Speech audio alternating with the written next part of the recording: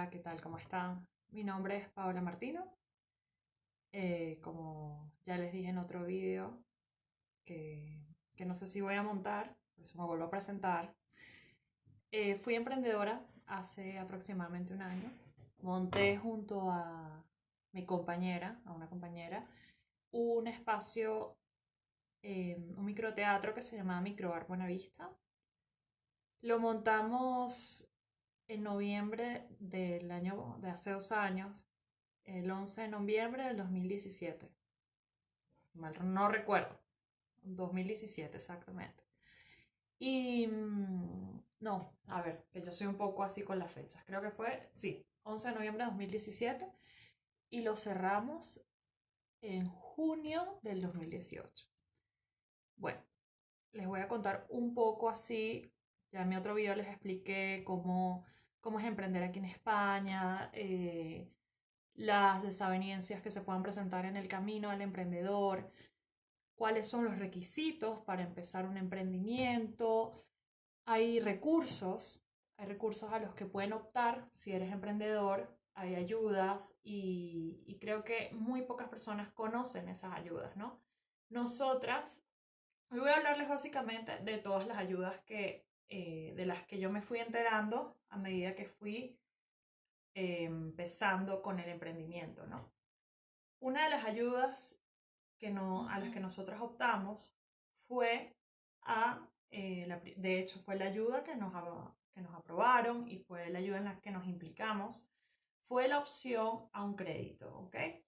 Que realmente no es una ayuda porque el crédito hay que pagarlo, de hecho todavía estoy pagando el crédito del emprendimiento, pero si tú no tienes historia bancaria es muy difícil optar a un crédito. Me acabo de dar cuenta que tengo un desastre allá atrás. Vamos a obviarlo. Pero bueno, estoy así como empezando en esto de las redes, del YouTube. Y bueno, no tengo un setup todavía como más elaborado para poder hablar de forma más formal y demás. Pero bueno, no importa. Lo importante es la información que les voy a dar. No olvídense del background. Bueno, el punto es que nosotras optamos por un crédito que lo da una fundación que se llama Nantic Loom y ellos te dan el crédito, ellos te aprueban o no te aprueban el crédito de acuerdo a lo que tú expongas, ¿no? A si ellos ven viable que el negocio se lleve a cabo o no. Ellos confiaron en nosotras y nos aprobaron el crédito. De hecho, luego de que nosotras montamos Microart, cerramos Microart, a mí me llamaron, la fundación me vuelve a llamar, porque empezaron a hacer como un estudio junto con la Universidad Complutense, si mal no recuerdo, sobre los riesgos, ¿no? Que corrían las empresas jóvenes y qué tanto éxito habían tenido las empresas de, de 5 empresas o 6 empresas, cuáles de esas empresas a los que ellos les habían concedido el crédito seguían en pie, ¿no? Y a mí me llamaron. Me llamaron, bueno, a mi compañera con la que empecé todo este proyecto y yo fui yo porque ella estaba trabajando, tal y qué sé yo. Y me acuerdo que de hecho hubo un momento que la chica que estaba, la profesora, era una profesora de la Universidad Complutense que estaba haciendo estas estadísticas y demás, me preguntó que cómo me sentía yo. eh, Fue algo así como que no te sientes avergonzado. No me acuerdo cuál fue la palabra que ella utilizó de haber defraudado a la fundación que confió en mí, ¿no? Que me otorgó el crédito. Y que si yo no me sentía defraudada o si yo no me sentía como avergonzada de no haber llevado a cabo mi proyecto. O sea, yo me acuerdo que fue una pregunta así, ¿no? Había como 5 o 6 personas en la sala y me quedé un poco en shock, ¿no? Porque bueno, tú no te esperas, ¿no? Que te hayan invitado, porque además fue que me invitaron para hacerme preguntas de cómo había sido el emprendimiento y demás. Y la verdad es que una de las razones por las que nosotros cerramos el espacio fue porque el dueño del espacio era una persona bastante difícil y no nos quiso dejar acondicionar el espacio para evitar problemas después con los controles, ¿no? Con los controles que te hacen, a ver si el espacio está habilitado para recibir un número de personas X. O sea, él nos puso muchos peros a la hora de nosotros querer acondicionar el espacio. Y me acuerdo que en ese momento, cuando ella me dijo eso, ¿sabe? Que además yo venía de haber cerrado el espacio y me sentía un poco con, como decimos en mi país, con un guayabo bastante profundo. O sea, fue una época bastante difícil para mí, de hecho. Me sentí como atacada, ¿no? Y enseguida como que yo soy así como que hago cortocircuito cuando de repente algo no me encaja y cuando me estás llamando para hacer una, ¿sabes? Para evaluar, ¿sabes? Como que para hacer un estudio y me expones de esa manera y yo me sentí bastante atacada realmente, o sea, y bueno, quizás esa no fue su intención, pero yo me acuerdo que le respondí que era que todos los proyectos tienen, de hecho yo cuando empecé este proyecto yo tenía muy claro las posibilidades de que teníamos de fracasar, ¿no? Empezando porque no teníamos experiencia, porque España, como les comenté en el otro vídeo, es la economía española es bastante complicada, ¿no? La economía no solamente a nivel nacional, ¿no? Sino me refiero a, a- al alcance que tiene el ciudadano español al disfrute, a gastar su dinero en cosas de repente que sean ocio, que sean como, pero ya ni siquiera ocio bueno, nos salimos a tomar unas cañas y unas tapas, no, no, ocio ya de ver una obra de teatro cada tanto, o sea, de asistir a un espacio cultural que además tengas que pagar, o sea, y además que hay muchas opciones gratuitas. Y, y yo me vi también envuelta en una cultura que yo desconocía. O sea, si bien es cierto que venía a full y a tope con la parte teatral y ya me estaba moviendo en la zona off de Madrid, ya más o menos tenía como un conocimiento muy, bueno, lo suficientemente amplio como para como para haberme atrevido a iniciar este proyecto. Sí es verdad que desconocía también, o sea, sí es verdad que sacamos estadísticas, pero sí desconocía un poco el tema del spare time, o sea, aquí en España. O sea, que la verdad yo pensaba que tenían como una cultura más de ir a teatros, de asistir a cuestiones culturales, y de hecho la tienen, pero van a sitios que ellos ya conocen. Y segundo, que hay muchas opciones gratuitas, con lo cual prefieren gastar el dinero en otras cosas, ¿no? Y bueno, yo la verdad es que en ese momento, cuando iniciamos el proyecto, yo tenía otras creencias en mi cabeza que con el tiempo y con la experiencia me fui dando cuenta de que igual no era el momento adecuado ni el enfoque adecuado para iniciar un proyecto de tal magnitud. Porque además no fue que contratamos, no fue que alquilamos un espacio pequeño, no, o sea, nosotros nos fuimos como que a lo grande, pues. Y después no teníamos cómo manejar eso, ¿no? Además que éramos dos chicas solas aquí, que no digo que no se pueda, porque, a ver, sí se puede, pero nos enfrentamos, yo sobre todo me enfrenté a muchas situaciones de las que me hubiese servido la ayuda de alguien más, de un tercero o de una tercera, o de repente de haber contratado un equipo de seguridad dentro del espacio. O sea, eh, es muy complicado, ¿no? Además el tipo de eventos que nosotros realizábamos, porque hacíamos unas jam flamencas que la verdad es que eran bellísimas y encantadoras, pero bueno, a veces se salían de las manos.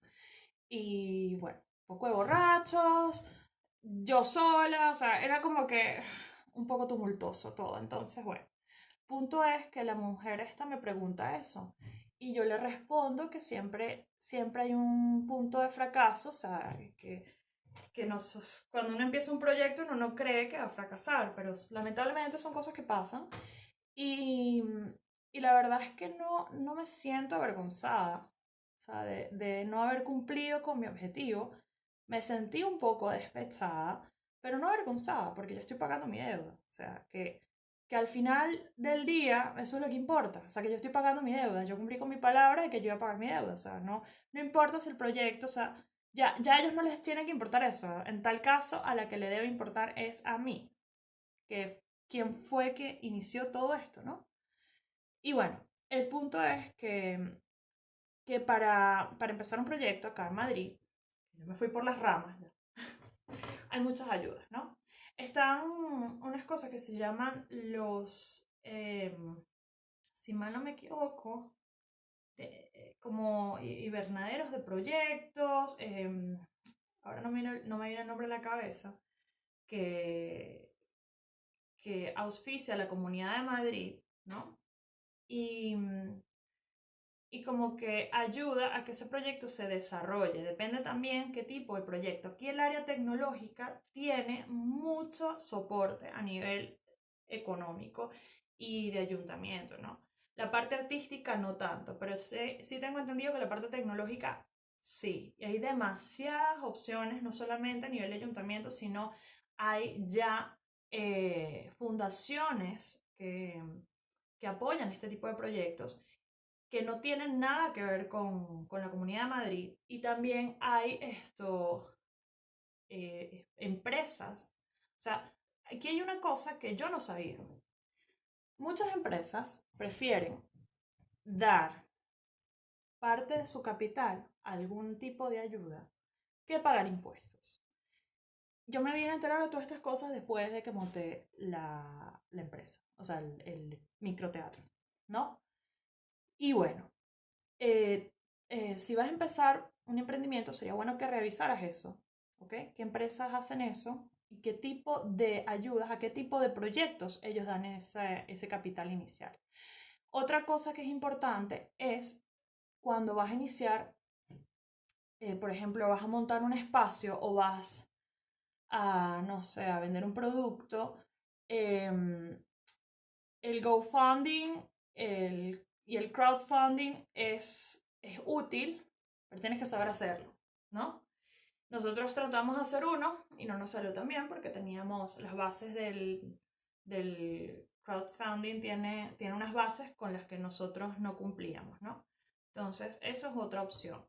Si no tienes capital para iniciar tu proyecto, hay muchas convocatorias de que se hacen para presentar tu proyecto y van empresas dentro de la Comunidad de Madrid o fuera incluso, y van empresas y si les gusta tu proyecto, te aportan un porcentaje del capital de la empresa. Creo que de hecho son esas las empresas que prefieren utilizar el capital que tienen en ayudas, en ayudar a otros proyectos a emerger, que en pagar impuestos. O sea, hay muchas opciones para la financiación.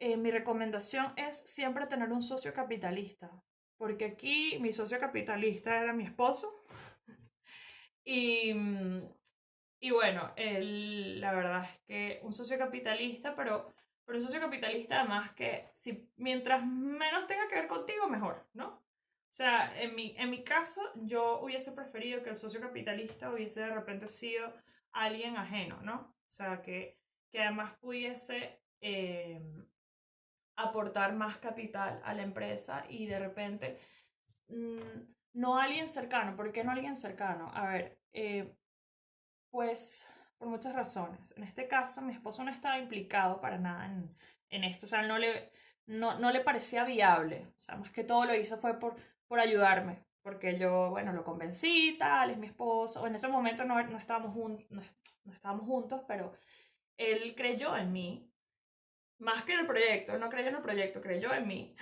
Y bueno, él me apoyó, pero yo hubiese preferido que de repente esa parte del capital hubiese venido de algo, o sea, como que hubiese podido aportar más, por decirlo así, ¿no? No es que, o sea, él lo hizo con todo su corazón y yo se lo agradezco, pero igual esa parte del capital para empezar un negocio como el que yo quería iniciar tenía que haber contado con un capital mayor, ¿no? Porque entonces ahí se ve la falta de calidad en el producto, ¿no? O sea, cuando vas de repente como muy grande, ¿no? O sea, si quieres ir de repente a algo así como lo que yo tenía en la cabeza, que además yo lo quería franquiciar y demás, hubiese sido mejor haber aportado, haber contado con el soporte de un socio capitalista que pudiese inyectarle más capital al negocio y nosotros y yo poder, o sea, haber contratado gente que me hubiese ayudado con cosas que yo de repente no manejo hasta el sol de hoy también, como eran el factor iluminación, teatro, eh, además es un teatro, o sea, hay cosas que yo conozco porque yo estuve bastante tiempo siendo directora y dramaturga en mi compañía de teatro, pero hay cosas técnicas que yo no conocía. Entonces, bueno, eh, eso por un lado. También porque es importante que el socio capitalista sea el socio capitalista y él no se sienta como con la presión o con el deber de participar en el proyecto. O sea, socio capitalista básicamente tiene que ser una persona que te diga, mira, yo creo en tu proyecto y creo que lo vas a sacar adelante y todo. O sea, yo estoy aquí el dinero, yo después quiero mi parte, ¿no? O sea, quiero mi parte del, o sea, quiero mi porcentaje de lo que yo te estoy dando, para que tú hagas con eso lo que tú quieras y después tú eso me lo vas a devolver un tanto por ciento. Así tiene que ser el socio capitalista, ¿vale? O sea, tiene que creer en el proyecto, no en ti, en el proyecto, y tiene además que tener, o sea, tienes que tener las cosas muy claras, ¿no? Otra cosa que les aconsejo es... em, a nosotras nos pasó mucho, muchísimo, muchísimo, muchísimo, y lo digo aquí a puertas abiertas, y el que le guste bien y el que no también. Nos pasó mucho que muchas personas se aprovecharon de la situación, ¿no? Y nos jugaron sucio, no todas. Yo conservo muchísimas amistades, de hecho amistades, y muchísimas personas que creyeron en el proyecto, que nos apoyaron, que estuvieron ahí, que hasta el sol de hoy están ahí, o sea, quien yo les hablo, y gente maravillosa y bellísima, pero hubo también un porcentaje de personas que se quiso aprovechar de que éramos dos chicas jóvenes, no conocíamos muy bien cómo era el ambiente, no, yo tenía, o sea, cero experiencia en cuanto a ese nivel de emprendimiento. Yo siempre he querido emprender, o sea, mi naturaleza es ser emprendedora. Yo, de alguna forma en mi vida, conseguiré ser emprendedora, porque es que es lo que vine a hacer. O sea, siento que es como mi misión en esta vida. Y, y vi que como que mucha gente, bueno, yo tenía muy poca experiencia en esto, además que tenía muchísimo tiempo oxidada, porque llegué a España sola en el 2014 y empecé, trabajar, defenderme, sobrevivir, tal, y yo, o sea, me había dejado todas las artes, todo el emprendimiento, o sea, todas estas cosas que a mí me gustan, las había dejado al lado para sobrevivir, o sea, uno se pone la coraza de su sobreviviente y entonces empiezas a olvidarte de lo demás y lo que quieres es sobrevivir. Es difícil. Para todos los que hemos emigrado, sabemos lo difícil que es esto. Entonces, bueno, en relación a esto, mucha gente se aprovechó de nosotras, del espacio, de todo, ¿no? Nosotras y la mala gerencia, mala digo porque no teníamos experiencia. Entonces, a veces la falta de experiencia se nota, los demás también lo notan.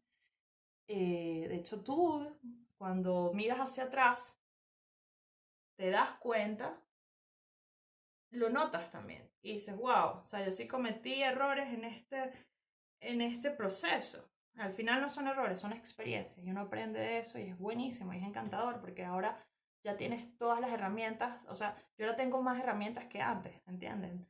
Y bueno, eso es lo que creo que me va a ayudar ahora a ser mejor, ¿no? En cuanto, o sea, si el día de mañana, que no creo, que yo decidí no volver a involucrarme con ningún espacio físico aquí en España, pero como la lengua es el castigo del cuerpo, y ya yo lo he vivido en carne propia, posiblemente, si en algún punto lo vuelvo a hacer de tener un espacio físico, ya yo aprendí qué se tiene que hacer y qué no. y ponerle límites a las personas que van a trabajar contigo, porque es muy difícil poner límites. A mí me cuesta muchísimo poner límites y estoy aprendiendo a poner límites. Sobre todo porque yo siempre he tenido como una cultura, de hecho lo estoy tratando de promocionar en mi blog y bombardear a la gente con esta cultura de ser líder y no ser jefe. O sea, no ser, yo vengo de un país con dictadura, donde crecí con dictadura, o sea, yo estoy against dictators, o sea, cero. No quiero, no tengo, ni quiero que ver, o sea, no tengo nada que ver con eso, no me gusta. O sea, entonces, a veces la flexibilidad que uno puede tener como persona hace que los demás se aprovechen de ti y tomen tus recursos para su beneficio. Y eso ya lo he vivido muchísimo, muchísimo. Y te das cuenta cuando cierras el espacio y la gente ¡pum! Desaparece. Desaparece, les pides, no sé, X cosa y no te responden o cambian su actitud contigo. O sea, te das cuenta, con el tiempo te das cuenta. Y bueno, marcar límites es muy importante. Muy, muy importante marcar límites. Eh, y también lo otro que aprendí dentro de toda esta experiencia fue tener todo por escrito. Aquí en España eso es esencial. Todo, todo, todo debe estar por escrito. Todo. O sea, no es que alguien te dice, mira, sí, yo te voy a hacer esto, tranquila, no te preocupes. No. Aquí las cosas se escriben. Hay muy poca gente de palabra, ¿no? Y ya no estoy hablando de la gente que vive aquí, estoy hablando en general. O sea, se debe tener todo por escrito, porque lamentablemente si no está por escrito no existe. Así que eso es otra cosa, una de las cosas que aprendí. De hecho aprendí muchísimas, muchísimas cosas, pero a nivel más técnico, a nivel como más preciso, cuando tenga el nombre de todas estas ayudas que voy a buscar y se las voy a facilitar para todos aquellos que quieran emprender, pues se las voy a ir contando una a una y voy a ir diciendo cuáles son los requisitos, para qué sirve cada una. Y bueno, esto es como una breve introducción a lo que va a ser este canal y este blog y este espacio. No solamente para hablar de emprendimiento, sino también para hablar de situaciones injustas a nivel consumidor, a nivel empleado, tus derechos como empleado, tus derechos como consumidor, sobre todo como empleado, porque por mi círculo cercano, o sea, ya hablando de mi círculo cercano, se ha visto cosas horrorosas, horrorosas, de cómo se aprovechan de la gente y no dicen nada, no hacen nada, y hay muchos recursos y muchas cosas que se pueden hacer y sobre todo, esto es un país en donde las cosas funcionan en un porcentaje mayor al país del que yo vengo. O sea, entonces hay que denunciar. Hay cosas que se pueden denunciar y hay cosas que si tú denuncias y no te quedas callado, de repente el otro que venga no la va a pasar tan mal como tú. Entonces ya no es un problema, ya no es un favor que te haces a ti mismo, sino que le haces a los demás, ¿no? Estoy hablando a nivel laboral, porque aquí hay muchas cosas con la parte laboral, también hay muchísimas, quiero hablar sobre todo de las estafas, ¿no? De las estafas que me hicieron a mí, como uno llega así como caído del cielo, así al nuevo mundo, a este nuevo mundo para mí, ¿no? El nuevo mundo es América, supuestamente, pero para mí es Europa. Cuando llegué a España, uno a veces peca de ingenuo. Además que yo llegué muy, muy jovencita, tenía 24 años, o sea, otra persona completamente distinta, pero es muy importante saber en qué se está metiendo uno antes de firmar algo. Dejar todo por escrito en todos los ámbitos, tanto en el ámbito laboral, tanto como consumidor, tanto como emprendedor, empresario, o sea, todo se debe dejar por escrito, es importantísimo eso. Y bueno, lo otro que les quería contar, antes de irme, porque ya estoy como 24 minutos, es demasiado para YouTube, pero bueno, lo otro que les quería decir es, además de todas estas cosas, voy a hablar de todos los recursos, todas las cosas que ustedes pueden con las que ustedes pueden contar en un momento en el que necesiten de alguna forma denunciar algo o necesiten ejercer sus derechos como trabajador, como consumidor, bueno, como emprendedor, ¿no? Y en general de esto se va a tratar el blog. También darle un poco de los tips a los emprendedores jefes, cómo tratar a su plantilla. Yo la verdad es que no tuve una plantilla muy extensa, pero bueno, se los digo que desde mi posición, desde la posición que he tenido yo como empleado y desde cómo yo percibo las cosas exteriores, o sea, como mi entorno me ha hecho a mí adquirir un grado de conciencia en el que me doy cuenta de que si esto fuese distinto, de repente el resultado sería mejor, ¿no? Entonces, bueno, quiero compartirlo también con ustedes. Y eso es todo. Bueno, a los que me escucharon, muchísimas gracias por escucharme y calarse esta perorata de 26 minutos, imagínate. Pero bueno, ya nos estaremos viendo con más información más específica y mejor calidad, espero. Estoy empezando con este mundo de las redes, de YouTube. Y bueno, esto es un tryout. Cuando ya me ponga así como más ducha en esto, experta, pro, buscaré un mejor equipo de grabación y les prometo un mejor background. Bueno, un saludo muy grande y gracias por escucharme.